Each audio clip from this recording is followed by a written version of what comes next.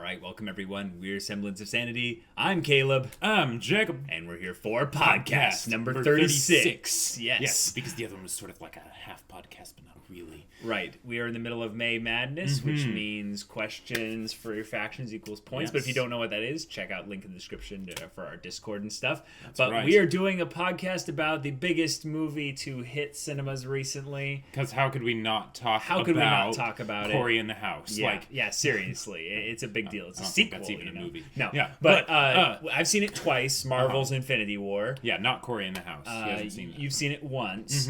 Yeah, it's a great movie. We're basically going to give a quick, non-spoiler review. Right. And briefly kind of go over it. If you haven't seen it yet, which is weird that you haven't seen it yet. But hey, people have lives and stuff, and they've got to do that. If you've managed to stay unspoiled this long, kudos. Yeah, and you're on the internet, which is a bit crazy right now with Infinity War spoilers, memes, and all kinds of other stuff. Yep. We'll do that. And then we'll give a more spoilery, in-depth review regarding how it stacks up amongst other Marvel movies. Especially when bleep, bleep, bleep, bleep. Yeah, and all those other things happen. Yeah. We also have to shout out one of our VIP patrons, a new one that just joined us, Snake Doctor on Discord. You're fantastic. Thank you so much for your support. Really appreciate it, dude. Yeah. All right, so Infinity War. No spoilers. Nope. So this movie is a good movie. Yes, I would say so. Yes, it is quite a good movie. It's very unique. Fun. Here's the thing, not even going into spoilers. This is a very different kind of Marvel movie. Yes, in a very good way. It's one of the movies that I would say, by its unique factor of how you go in with a little bit of your expectations subverted. Just based around how it begins almost initially. Yes, absolutely. And it carries that theme all the way through to the end. We'll talk about that, specifically what we're talking about in spoilers. But I would say this puts it amongst the top 5 Marvel movies of all time. Oh, yeah. Yeah. It's not necessarily our first pick. I don't know, it might be yours. But if you look at it super closely, you can see little things that don't seem to add up. Right. But the thing is, the things that it does that just haven't been done before, not just in Marvel movies, but in cinema in general, make it deserve major props. It needs to be mentioned in any kind of top 5 Marvel movies. Just because of that. If you had to describe the movie in one sentence without spoiling anything, how would you do it? Yeah. Marvel finally makes a good villain. Oh, shoot. We're going to talk about that in spoilers. Yeah, I would basically call it Thanos' movie. That's basically... Thanos origin story. Well, no, not even that. Just because, no spoilers or anything. Yeah. It's not really about where Thanos came from, is really. It's more of a story about Thanos being kind of the main character. Right. And that's really impressive because when I was thinking about Thanos, I'm like, oh no, this is going to suck. It's just because I wasn't a comic person, right? So I didn't have any attachment to Thanos. So I'm like, how are they going to make this guy interesting apart from just being, oh, I'm a badass, right? Yeah, so we need more than that. Right. So as far as standout characters, Thanos is everyone's number one pick. I mean, Thanos was so fantastic in this movie. I also got to say that if we had to pick a secondary standout character that's maybe amongst our classic Avengers and stuff, Iron Man really was given some very good focus and character moments. Big surprise there, right? Big surprise there because yes, it is Robert Downey Jr., but you might be surprised who he got those big character moments with. Yeah. And that's the thing that makes it kind of special. It's not just Iron Man drinking in his own ego. In the whole aspect of it. It's a lot more complex. They do a lot of good stuff. If you think about the idea that there's all these characters that are in this movie, they do a really good job of touching on each one so that each one feels like, yes, I remember this character, and they're here. Awesome. Yeah. While at the same time giving a lot of them fresh things that they can do and stuff so that it feels like they're not just a set piece. Yeah, I also got to give a special shout out to Thor and Doctor Strange as being other characters that are involved in the movie but have surprisingly larger roles than you would have thought in terms of story importance and just kind of complex emotions and plot stuff just in general. Thor and Doctor Strange, fantastic. Other standouts are like Spider-Man was fantastic. Spider-Man. Gamora was really good. Gamora was really good. Rocket Raccoon actually has some really cool moments. But yeah, character dynamics are typical Marvel, like 9 out of 10. The dialogue fantastic is stuff. Very crisp and just all around amazing. You can see the influences of James Gunn in the Guardians of the Galaxy scenes.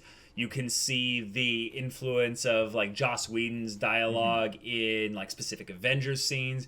You can see the Russo brothers like overall directorial kind of skill of keeping everything grounded for being just so crazy all the time. Because you would think when you're trying to deal with something this big, it could get really out of hand and really chaotic. But they don't do that. Like they knocked this out of the park. Yeah, this is going to go down in history as one of the movies that was a benchmark not only for Marvel or superhero films, but for cinema in general. Right. Like, people like other movies will be trying to copy this one. Right. In the same way as how, like, other movies of the past, like Godfather Part 2 or whatever, have set, like, a benchmark in those specific types of movies. Sure. Marvel has just done that for superhero movies and kind of action movies in general. Yeah. But guys, that's our non-spoiler review. You are hereby warned. Right. Do not go and watch this part next if you haven't seen the movie, but we will have a little... right here. Little thing right here. For the Q&A if you want to skip to that. If you want to skip to that. Because don't watch this. Because you really should go into this movie without spoilers. Yeah. And this also might be helpful. I heard about this. To go to the movie theater with like earbuds in, with like playing music or something like that, because people will be talking about the movie at the theater. Yep. And a lot of them have seen it once or 3 times before. Exactly, because it's a really so good you should movie. be gone by now. Yep. If you're not. Okay, you've seen the movie. Awesome. This movie. Guys. Oh my gosh. Okay. All right. So the fact that all right, one of the things that I know this is a really small detail, but the fact that they started the movie with like Thor's ship and it's destroyed and all that stuff, but the fact that they showed Thor on screen unconscious and they didn't focus on him, they just sort of passed over him. Yeah. That did so much to show like that's not who's important here. Right? Like, man. The first person to speak is actually an Asgardian a person sending out a distress signal. Exactly. And then it's Ebony Maw, the resident wizard of the Squidward of Thanos' Black Order. They actually call him Squidward. Yeah, yes. Basically orating as almost like a narrator should for the main character protagonist in almost this really like dark, a speedwagon, twisted, like a dark speedwagon. Yeah, in this really twisted kind of way. But when Thanos starts giving his monologue, you really feel like this is the character who is burdened with glorious purpose. Now, actually burdened, not just the self-inflated ego. Yeah, not self-proclaimed savior. As Loki was. And I will say that this character in Thanos is better than Loki ever was. Oh, yeah. Loki at his highest doesn't come close to Thanos in this movie. The other thing that they had in Loki was almost kind of the thing that kind of made Loki a little bit more in the beginning, I think, was the potential ways his character could go. But they never really wanted to take him really beyond much of anywhere. And like that's kind of a critique on Loki, but with Thanos they made it so that one, he had a very clear why, like concrete, right? Very concrete. Destroy half of life, right? Right, because it needs to be done. Because I'm the only one cursed with the knowledge that it has to be done. Exactly. I'm the only one willing to do it. And he never really has that belief and that conviction falter, except for when he has to sacrifice Gamora, right? Which is one of the best parts ever, because you can have villains that are just like, I'm going to do this thing because I believe it is to be the proper thing to do. I'm going to destroy Harry Potter. I'm pointing my wand as hard as I can. Right, exactly. And it's laughable now when we think about that kind of stuff. But because they did it in a clever way of having Gamora like have her flashback, to give her backstory, but actually it's more to develop Thanos. Right. It's all foreshadowing for when she's going to die, too. Right. Yeah, it's all foreshadowing for when she's going to die. But, like, they made the main character really care. Not just about his plot goal, but also this obstacle of... Right. Oh, no, I actually do care about my daughter. I'm still going to kill her, but I do care. And right. He was thinking that of what he had sacrificed already to get to this point, that was enough. And when essentially the universe said, no, we need more, he's like...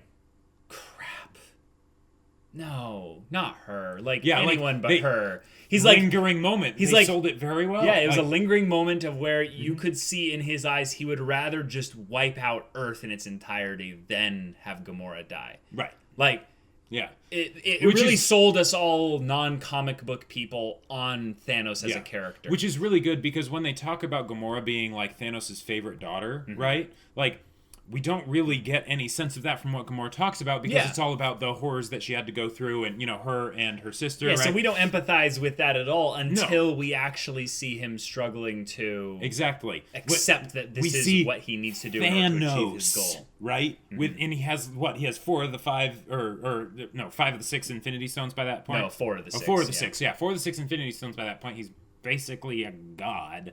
Yeah. And here he is struggling to kill his daughter.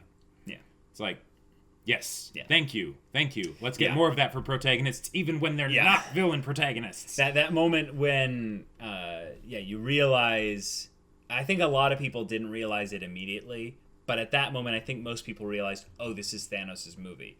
And I think even though I realized that it was Thanos' movie, like, really late, I didn't think he was going to win. Now, here's the thing. Here's the thing that the movie did that is a benchmark bit that a lot of movies will make notes of.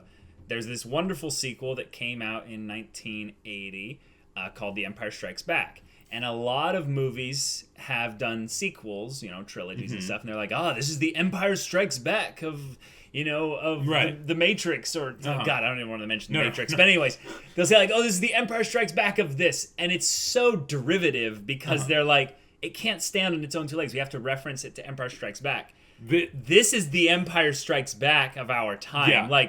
And it might be in some ways a little bit better because and it's not like a true sequel because it's come after so many movies, but holy crap. Right. Essentially we look at what Infinity War did as a benchmark in cinema. It is basically the series finale part 1 of a sequence of 18 movies so far in Marvel. That have come out since Iron Man 1. Sure, let's say that. I don't know. I think it's 18. And that's incredible. Yeah. That's incredible. And also they're just saying this is also in some ways it's also kind of the season 1 finale. Right, exactly. This is where things just get started. Or this is where things change forever. Exactly, yeah. We don't know. Right. We know that in some ways all these people that vanished, they're going to come back. In some way. Probably not going to kill off. Exist. Well, not only that, but this is Marvel we're talking about. They're going to make some money. Right, Marvel exactly. equals They're money. They're not just going to cut off half of their movie franchises. Well, also another thing is that all the people that they got rid of, a huge majority of them are new franchises. They're not from the first Avengers. Yeah, in actuality, like Black Panther. Yeah. A lot of the people that were left alive are from the old crew. They're from the original Avengers crew. And one of the themes throughout the movie, all the way through, was lives being traded for another. And Captain America mentioned, we don't trade lives. But if you look at every time Thanos needed a stone and he wasn't getting it, he forced someone else to trade a life for a stone. Right. It was so repetitive, actually, that it almost took me out of the movie until I realized what the story was trying to tell me in the second time through. In the second time through, I realized that, oh my gosh, he's literally doing the life trade for a life, the trading life for a life thing. The very much not equivalent exchange. Yes. So when in the next movie comes out, the whole thing will be, trading a life for a life potentially. Oh, okay, yeah. And we don't know really what Marvel's going to do. In some other ways, they might have also shunted the problem of stakes onto the next movie. Right. And even though that is the same people doing that movie, it's procrastinating the homework a little bit. It's a little bit procrastinating the homework, but I still think it's fantastic. I just want to know what it was that they had to say to the Disney execs to get them to greenlight them doing something this crazy. Yeah. Because can you imagine that? I can't imagine. What? Yeah. If anything, I almost think that in some ways Feige was like, let's do this. Can you make it work? And the Russo brothers were like, I think we can make that work. And Feige's like, they're going to lose their minds if we do this. And Russos are like, yeah. Okay. Yeah, let's do it. And it's like, okay, but you have to know, we have to solve this in somehow in Infinity War Part 4 or whatever the next title of the movie's going to be. So, yeah, that's going to happen. Thanos had a happy ending. He did. Now, this is the thing that I was expecting, and I'm not a comic book fan, so I know this probably is stupid to say, but I think you were expecting this as well, was that there was a real possibility that when he went into his little cabin and he looked at the sunset that sets upon a happy world, that he would vanish and disappear. Yeah, right. Because, it was truly random. It was fair. And he was essentially getting a coin flipped on his life as well. But I guess he got lucky. Yeah. In a lot of ways, him being lucky is also giving the Avengers someone to now avenge the Earth for. Right. Yeah. So and now they get to actually live up to their name. Exactly. And here's the thing. I hope that it doesn't end up getting reset. It very well could be. And from a Disney perspective, I don't see kind of how they won't. Right, but I don't think everything will get reset. Sure. It's a matter of what percentage of things will be saved, essentially, by what they do in Part 4. Because this is where they've made there actually be real consequences. Because up till this point, even when characters die, they don't actually... Or when they're killed, they don't die. Right. They come back or whatever. In a lot of ways, they've been setting up things to be a little bit more whimsical and consequence-less. Like in Guardians of the Galaxy, Thor, Ragnarok. Those movies were ones that had legitimate consequences, and I liked actually how Guardians of the Galaxy 2 had some pretty heavy consequences involved there, specifically, because of Quill's mistakes and other characters and stuff. But the lighthearted aspect of this helped alleviate it. Yeah, going into Infinity War, which, I mean, we did have Black Panther directly before that, but this is a very dark movie. This is a very intense movie. So, they start with being like, okay, I'm going to kill this main character. And then also this other main character, Hulk, I'm going to beat the crap out of them and just break them. Like as far as ways to make us be like, no, Thanos actually is a badass. The awesomeness of his character we'll get to later, but yes, he is a badass, and everyone should be terrified of him. Have him wrestle Hulk. The part where he actually tried the hardest in the entire movie was when he kicked the crap out of the Hulk. Like, you see the choreography and the speed at which he's moving. They make his punches feel powerful. I felt bad. Like, every bit of my body was just shrinking in my seat. Like, oh God, please don't. No. Hulk is sad. No. And then the rest of the movie, Hulk is so traumatized. Show up. He just doesn't. Nope. Yeah. I like that was also a kind of a reference to Ragnarok of Bruce Banner is also very special. He's got 7 PhDs. How much did the Hulk have? 0. And then it was really, Banner's intelligence that helped them defeat the Dark Council Hulk version, whatever, the big meat sack guy or whatever. Yeah. But anyways, fantastic movie. Now, where does this rate on your Marvel movies of all time? I'm going to boldly claim that this is tied for second with me with Guardians of the Galaxy 1 as being the other one tied with for Winter second, Soldier being with one. Winter Soldier being number 1. I would say there's a part of me that really wants to say this one has to take number 1 because here's the thing. Winter Soldier, absolutely amazing. Guardians of the Galaxy 2, because I actually like that one more than the first one, also absolutely amazing. This one, it would either be first or second, because the thing is, I love it when stories do things that I've never seen before, right? Where I'm like, how did they actually, not just dream up the idea that they're going to try that, something so ambitious, but actually make it work, and they did. And even though there's those little issues of, why didn't they use Doctor Strange to cut off, Thanos' arm, or why didn't they use the Time Stone to rewind things earlier, or whatever. Sure. But even with that, wow, they executed on this so well. Yeah, and the movie happened. Yeah, it happened. It's a thing of where I think that's the only reason it's not number 1 for me is because I'm aware that it happened is giving it kind of this extra novelty feeling of being something more sure, than it is. right. And that might be what it is, but like but still I have to acknowledge that like that's the only thing holding it back really from being number one is I know that this movie is not going to like the minute by minute stuff within the movie is not going to age as well as the groundbreaking kind of milestone that the movie is rather than what the actual content of the movie is. And here's another thing I'll say. Going through the movie, I, like, you know, once I started to see like a bunch of people die, like having Loki die at the very beginning, you know, it's like, oh, he's not a fan favorite at all. Right. Makes me think like, okay, well, there is that time gem. They could just rewind this and make it all fine. Right. So it kept on being this thing where like the deaths didn't hit as hard. Like until he had the time gem. Until he had the time gem, I'm like, this is a problem. Right, this is a problem. Like this is an actual problem. He's the only one that uses a time gem to save someone's life. And even then, I'm thinking, it still didn't have the same impact because I'm like, they're going so far beyond what should be like okay and possible in a story while still maintaining cohesion that I was just like, I don't know what to think about this. Because it has to come back. Otherwise you're like, I don't know. Yeah, otherwise it just completely shatters so we everything. We totally understand why everyone was traumatized after the movie because it's like, we don't have a grid for this, generally speaking, in stories. Right. It's an unspoken rule in superhero stuff that the superheroes win.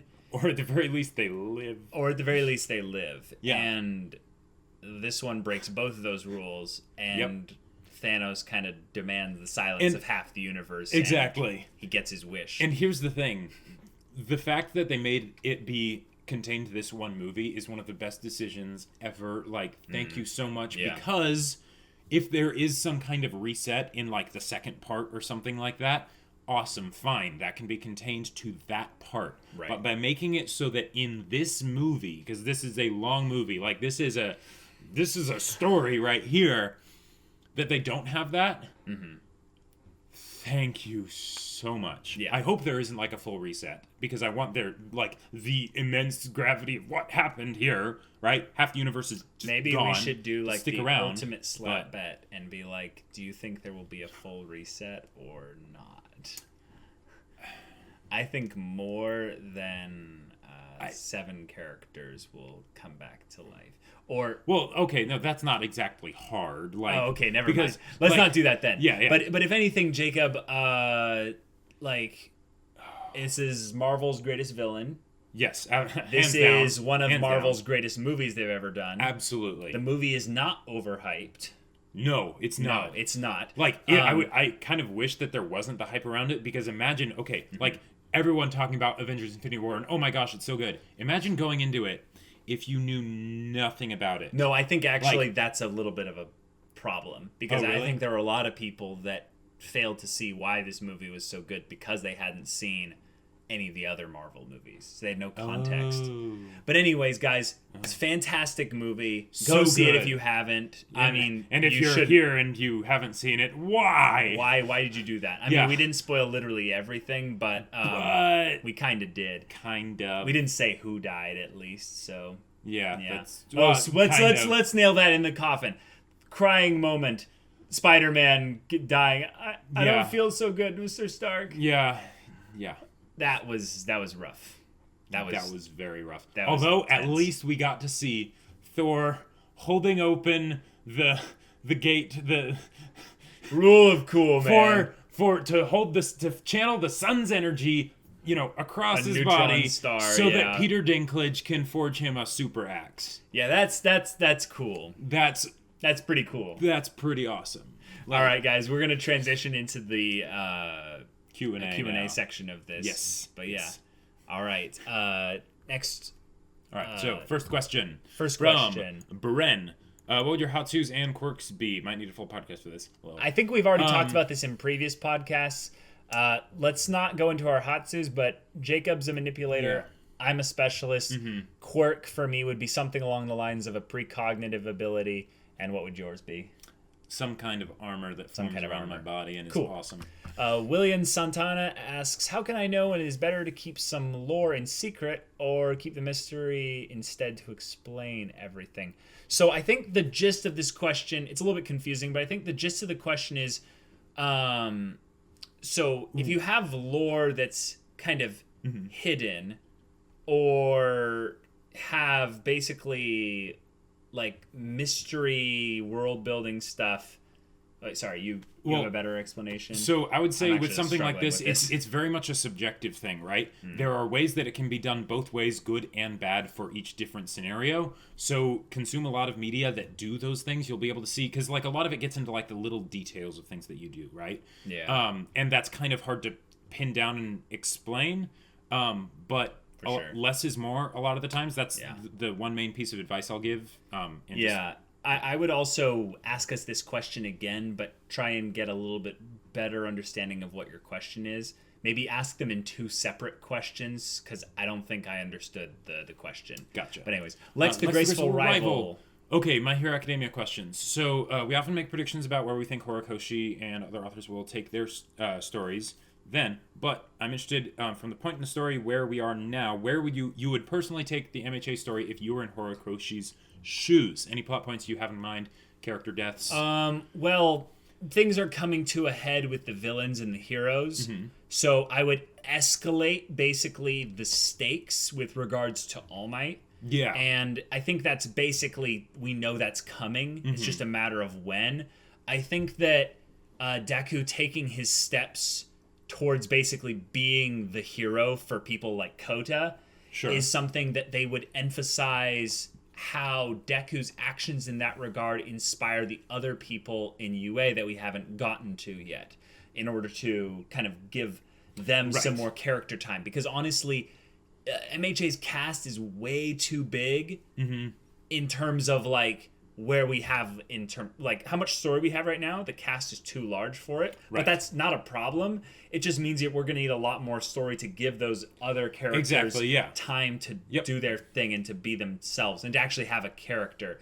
So have more hero inspiration stuff from Deku's actions inspire other people in UA, preferably Class 1A, because we actually have spent time and with even them. With Class 1A, that's a lot of characters. That's a lot of characters. The main thing I would say is that the main thing I would do is, since I see MHA as being very similar to like Avatar: The Last Airbender, one of the main differences being that it has more characters, so it needs more time to do the story beats that it wants to do. But it still wants those story beats to be more of the classic story beats that are executed very well. Right. So I would throw in some character deaths maybe to help like thin the herd. But I would also very much focus on All Might and stuff like that whole Deku thing, because that's the real story we're telling here, right? The other characters in the story, they're good, they're fun, but this is what makes MHA stand head and shoulders above the crowd. Right. I think that Jacob and I are also saying what two angles they need to focus the story on, and not really spread out from that. Is that the two angles are All Might Deku, that's the main one, and then the students. That's basically it. Everything else, really should revolve around that. What I'm noticing is that now they're starting to delve more into the villains, which is kind good, because it's good. The conflict's starting to ramp up. It's good, but unless it's developing their actual characters, it's kind of more of a flashy, cool thing without a lot of substance. So what I would make sure that Horikoshi is wanting to do is to figure out how in depth he wants to go with his villains, and then actually hit that depth, and then have like meaningful, consequential changes in the plot at like segments for the purpose of shifting the focus around. Because if it's going to remain solely on the students, All Might, and Deku as kind of the main dynamic, the villains seem more like they're really cool ideas tacked on without a lot of depth. So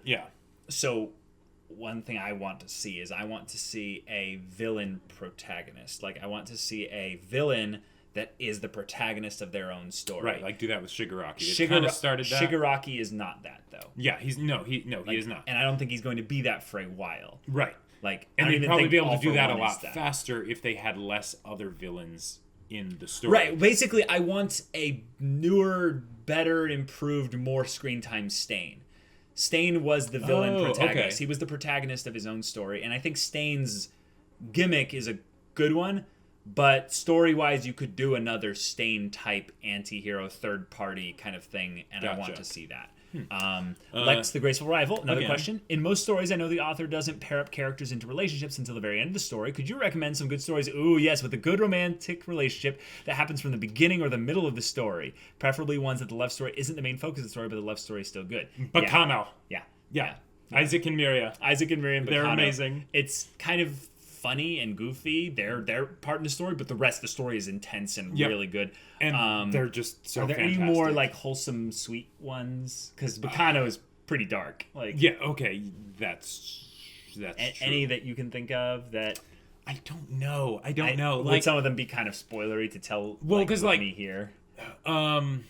Possibly not really. I mean, like, because when I think romance, the main one that comes to mind is Toradora, but you said specifically where it's not the main focus. So so it's a little bit tricky. But you're right. That is a thing that stories tend to not do. So it would be nice to see more of. It would be nice to see more. I totally see where you're coming from. Fatiksu asks, how would you go about writing a story that has no main character? Case in point, Bacano. Game of Thrones.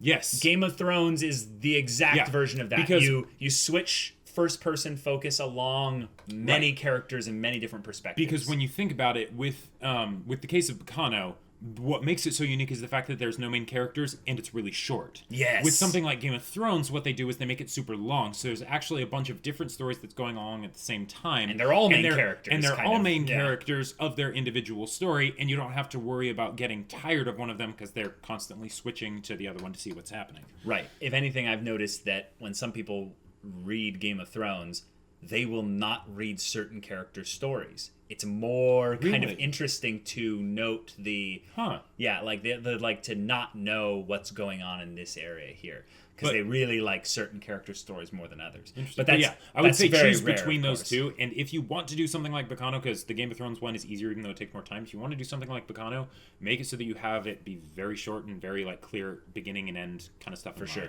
Also, Fatiksu is shouting out League of Lollies. So, hey, there you go. Shouting out your faction in the questions gives you points. So, there you go.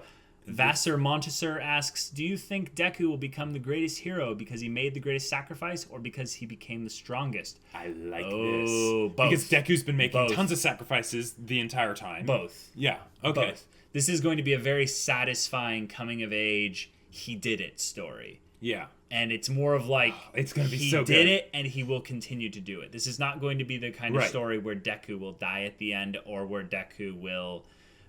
he's not going to turn into All Might, because he is his own person. If anything, the end game that Jacob and I have talked about over and over again is the potential of him saving Shigaraki at the end. Which would be amazing. Which would be really awesome. Yeah. Next question from another person. Bilgewater Blues asks, what 2 anime shows would you like to see a crossover of? And this is also from the League of Lollies. Hey, League of Lollies representing faction in the questions. Good job. I don't really know. I don't really think in terms of crossovers. I used to think in terms of like fan fiction and AUs and all that. I would really love to see Avatar: Last Airbender with anything, and that's basically been my go-to response for this type of question. Sure. I don't really care about what it is, but hey, let me know in the comments like what things you think Avatar: Last Airbender would cross over well with. I would love to see Star Wars specifically for the Mandalorians. With so just Mandalorians something else. Ooh, so maybe with Red Rising. I would like to see Mandalorians coming into the Red Rising. Now Red that's Rising not isn't anime. an anime, and Star Wars isn't an anime, so I know I didn't really answer your question. But whatever. But that would be That would be pretty cool. Also from Bilgewater Blues saying, what one show that you have reacted to would you say is the most underwhelming, not necessarily disappointing, but you just didn't meet your expectations? It's kind of tricky because I think in a lot of ways the shows that we've watched, all of them tended to have their little aspect of them that was enjoyable. I think if anything, a lot of the stuff in Ancient Magus Bride was maybe the one that I didn't really understand what type of storytelling, like medium or like they were going for from the beginning. Yeah, it seemed to be all over the place, and also just not like what I expected. I ended up liking it, but I remember there were specific parts where I was like, I don't get what the message is here. And I think also that might be is because it was one of my first shoujos I've watched. I don't really have much experience in that genre, so... Well, yeah. And I have heard some people say that like the adaptation of the manga is not as good as it could have been. Okay. Like that. Then that's usually where those kinds of problems go. Differently. But what about you? I don't know, like, because I love all the shows that we've watched, right? Mm-hmm. The main thing, the underwhelming thing, that makes me think not which one was like had the most points where I was like, oh, this isn't like a great show or anything like that, but rather like where I was super hyped for it, and then I didn't quite, like, my expectations weren't properly set. Right. Yeah. But I don't know. There were some parts in Hunter x Hunter where it was a little bit slower than I liked, but then there were other parts where it absolutely blew my freaking mind. So yeah, it's tricky because I don't really know. Next question from Benny Dillon from the Shonen Junkies. Shout out. Hey, Shonen Junkies. Nice. Points in the questions. Yeah. One of my favorite quotes from Haikyuu is by Kyoko in Season 2, Episode 3. I don't think you need an unwavering will or lofty motive to get started. Sometimes things that you start on a whim end up becoming very important to you. What you need at the start is just a little bit of curiosity. That's a great quote, yeah. Do you agree with Kyoko? Yes, definitely. Absolutely. Do you have something in your life that you started out of curiosity and ended up becoming really important? Yes, you go first. Yeah, so writing. Like, because when I started out writing, like, the first story I ever tried writing, you're going to laugh, it was called Big Women. It was a Little Women parody that was, I didn't realize it at the time because I was, like, really young. And it was basically a kind of fan fiction where I had all the characters end up with other characters in just some very silly ways. But I didn't think much of it. I'm just like, okay, yeah, this will be interesting. And then it turned into like Star Wars fan fiction, and then it turned into like, you know, I read Aragon, and I was like, wait, maybe I actually could take this and turn it into you got something. into Attack on Titan stuff for a while as well. I remember you were writing stuff in particular for like, I don't know if it was OC, Attack on Titan stuff. No, not really. It was mainly like a lot of, because 4 years to wait for season 2, there was a lot of speculation, and especially for the people that had read like the manga and stuff, they were like, okay, so how is that, like, where is it gonna go? Sure. And we came up with a lot of crazy ideas. Okay, cool. Well, yeah, that's a thing that's really interesting for me. I think actually this channel was kind of the greatest example of that for me. Sure. Like, I had been thinking about doing a YouTube channel for years. I just could never really figure out what I would end up doing with it. And some people gave me the idea to do a channel with Jacob. And I was like, yeah, but what would we do? Like, we just like talk about stories and anime and stuff that we like. And they were like, yeah, do that. And I was like, huh, I guess we could do that. And then figured out that, you know, we could just, you know, kind of react to things, and people would find, you know, that at least somewhat enjoyable. But people really, you know, jumped on, you know, kind of getting to know us and like us and stuff there. So that was basically it. Yeah, that would be my thing. That started out of curiosity and it becoming really important. And here we are. So this is awesome. Mr. Brainhead asks, will you be watching Attack on Titan Season 3 when it comes out on the 22nd of July? Of course we will! Shinzo Sasageo! Yep. No, probably not. Sydney Pox asks, should writers, authors go into their manuscripts knowing what themes they will delve into? Or do you have any advice to help writers develop and work with themes in their work? I would say you should absolutely know what your themes are going to be, because that's the thing that makes your story have overall cohesion, right? There can be little details and stuff that are crafted well that can be kind of like accidental, like you discover them and things like that. And sometimes you have to just write a bit to get to know your characters and things like that. But for the story, I would say having an overall theme you're trying to do, it's a very good idea. If you want a fantastic example of this, A Silent Voice. It's a movie. You should watch it.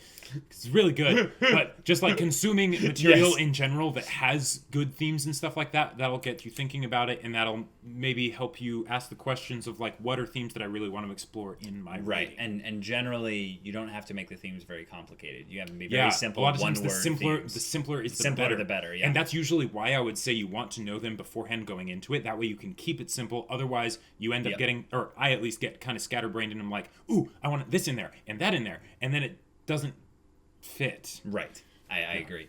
This question is fantastic. Hassan Alp asks, how does one even talk for 24 hours straight? Well, so this is a reference to a video that we are threatening you guys with releasing if our May Madness goal reaches its final point. Reaches the final point threshold of 5,000 points.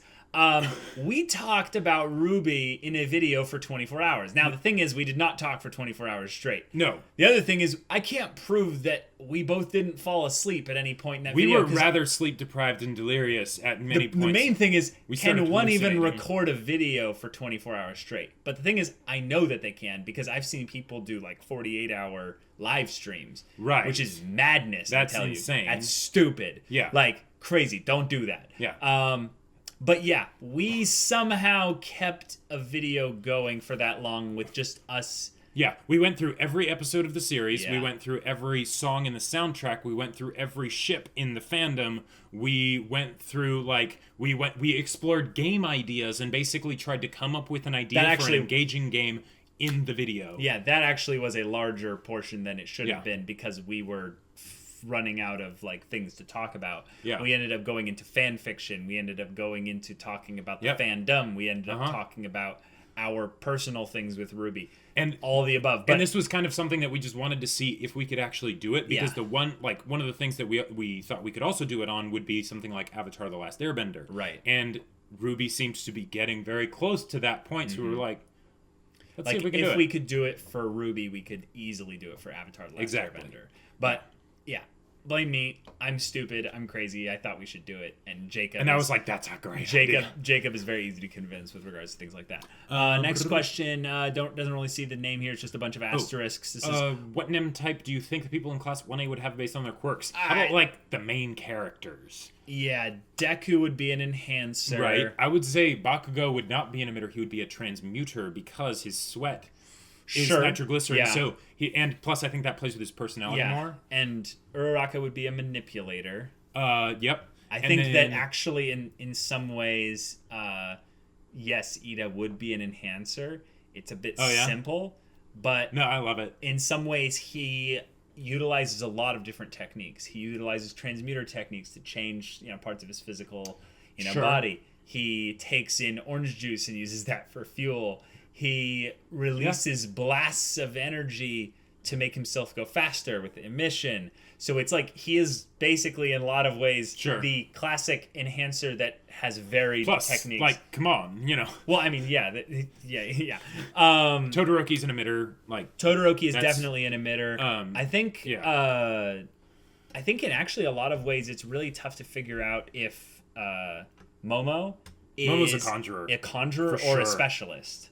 I think no, she's a conjurer. She's a she conjurer, literally makes stuff. Like, Aizawa, he's a specialist. Yeah. Aizawa is actually a specialist. That makes sense. All Might. Enhancer. All Might is Uvogin on the good side. Like, he's the terrifying aspect of what an enhancer could truly do if they were the best enhancer in the world. Right. So, good question. Brandon T asks, dumb question, but how comfy are you guys when you're reacting to videos with that setup? We could be comfier. Yeah, we used to have really bad chairs. We used to have really bad chairs, and now we have our older videos. Okay chairs. I'm gonna show you. Yeah, like they've got good padding, Yeah, where's my chair? Oh, we don't want to get in like things that'll make us like sleepy though. That's the thing. We want it to like keep us awake and like upright and alert and stuff. A lot of the gaming chairs were afraid that would end up happening. Yeah. Oh, third question from Lex, the Graceful Rival. Thank awesome. you. In stories, there's often at least one goofy character that often provides the story with comedic or cute comments, but they often have something happen to them or someone around them that makes them that become more serious or make them take a darker path. How do you do such a shift in an effective and believable way? Oh, geez. Any good bad examples? Yeah. Watch this show called Madoka Magica. It's a very happy show, but there's in the opposite way that it doesn't do any of these things. just watch it. It just takes the whole thing in a darker place. Well, yeah, but specifically for a certain character, you'll know when you watch it. See, here's the thing: when you take a character that's like that, it's really hard to do that because you've in some ways set up the audience just for the sake of subversion. Sure. And when I think about that, I'm more of like how characters who I'm going to take Kamina actually from Gurren Lagann. In a lot of ways, Kamina's character is set up to be this most bravado, over-the-top, manly, masculine guy. Do you find out he's actually one of the most insecure members of the crew, and he's got a lot of deep kind of personal doubts and stuff. Sure. and he kind of projects this out. What I liked was that the darker spin that the character took was just depth. It was depth that was relevant to his, to his character. Yep. In a lot of ways, Sokka has something similar to this happen, but the thing is, Sokka in Avatar: The Last Airbender doesn't get enough screen time for it to really matter as much when like Yue dies and stuff, but they're both relatively good examples. Well said, because that ties into the next section of their question, and how would you turn a goofy character into a serious one without any big impactful moment like that? For example, becoming more mature due to maturing. Right. I would say that Sokka does both. He does have the big impactful moment, but it isn't this Kamina-centric thing. I would actually say Aang is also a really good example of that too. But Aang's whole story is based around a very impactful moment. Well, okay, there's totally impactful moments in Aang. So I think, what am I talking about? I think that you have to be a little bit vaguer with the impactful moments, right? And have it be more of the people that they're surrounded with. So when you have a character that is, that's very unique in that they're this goofy, fun-loving, non-serious character, surround them with people that will slowly bleed their seriousness into them. They'll keep their goofy side. I think Aang is a good example of that, even though he does have some serious moments, because those serious moments are technically in the past, so it's not in the immediacy of the story. Right, and he's already still goofy after those parts. Right, but it's the weight of responsibility. It's the burden of, I'm 12 and I have to save the world. Right. It weighs on him enough where you see multiple moments where he struggles and has very human responses to big things being thrust into his hands as you have to deal with this.